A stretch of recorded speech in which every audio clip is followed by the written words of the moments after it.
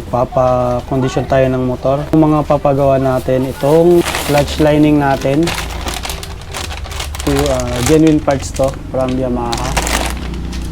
Tapos ito yung oil natin na gagamitin, top 1 na green.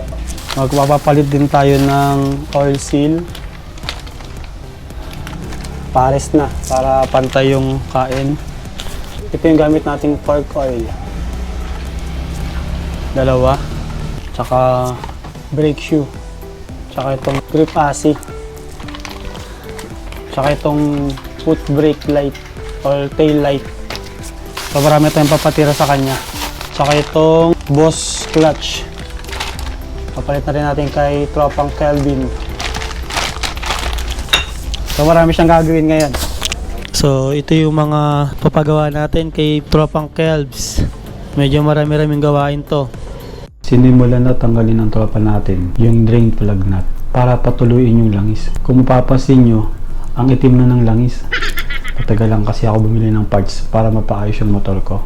Guys, huwag niyo ako i-bash. Nag-uusap pa nga kami dito kung aabot ba yung ATV ang gagamitin from Quezon City to Batangas at ilang oras ang biyahe. Tingin nyo ba? Kaya nga ba at ilang oras ang tagal ng biyahe pag ATV ang gagamitin? Pa-comment naman sa comment section natin mga paps. Tcharam! After nga ma-drain yung lumang langis, sinunod na din niya baklasin yung crankcase. Kaso, pag hawak niya sa clutch shab ng motor ko, may nakakalungkot siyang sinabi. Umuugaw na daw, kaya kailangan iparibit. Kaya pala nag-slide pag kickstart ang ginagamit ko. Sinabi niya din na kailangan ko bumili ng clutch spring at plate pressure para totally fresh na din talaga. Nako, panibagong gastos na naman.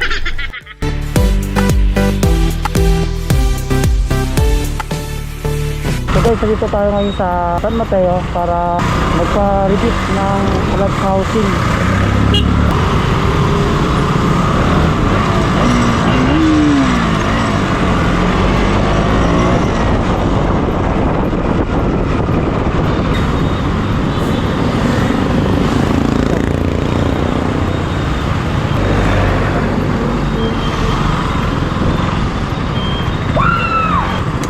So guys, nandito na tayo sa Chris May Motorcycle Parts Supply.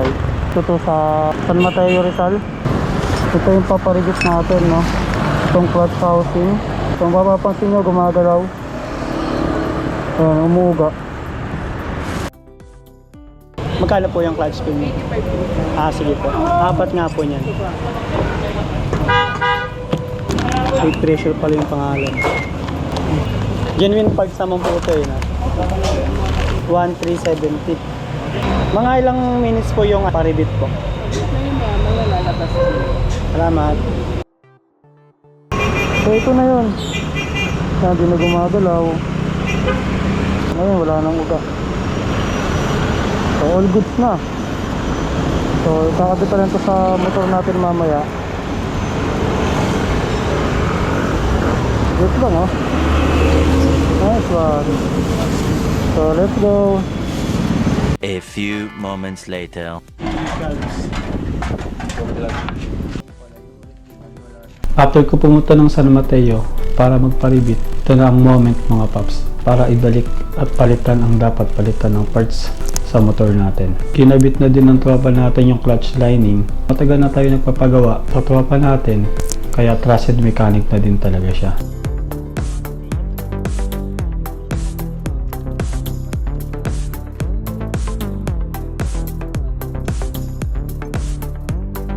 Naglagay din pala siya ng racing daw na clutch spring.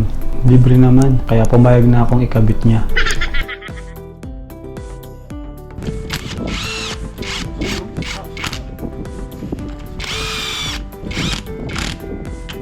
After nga niya mahigpitan yung clutch lining at clutch spring, binalik na din niya yung crankcase.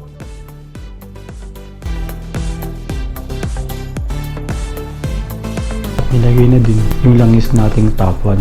Huwag niyo ako i-bash kasi pang automatic na MC yan. Pero pwede naman yan sa manual. Mahalaga may langis yung motor. Yan din kasi yung sobra sa dati naming motorcycle shop. Kaya inuubos ko na lang din mga tropa. Merenda muna tayo. Merenda muna tayo mga paps. Inabot kami ng 4 PM dyan sa dami nating pinagawa. Sinulit na natin yung tropa nating si Kelvin na owner ng Street Garage. Hey! Ito na yung last na ikakabit sa motor natin mga paps. Itong grip AC. Sulit talaga pag stock parts. After 7 years. Ngayon ko lang napalitan to. Successful na mga paps. Test ride na natin to. Nasa loob na bin, no? Sa mga magtatanong dyan kung magkano ang naging total cost natin, inabot lang naman ng 6,000. Nakakabutas ng bulsa. Thank you for watching. Peace out.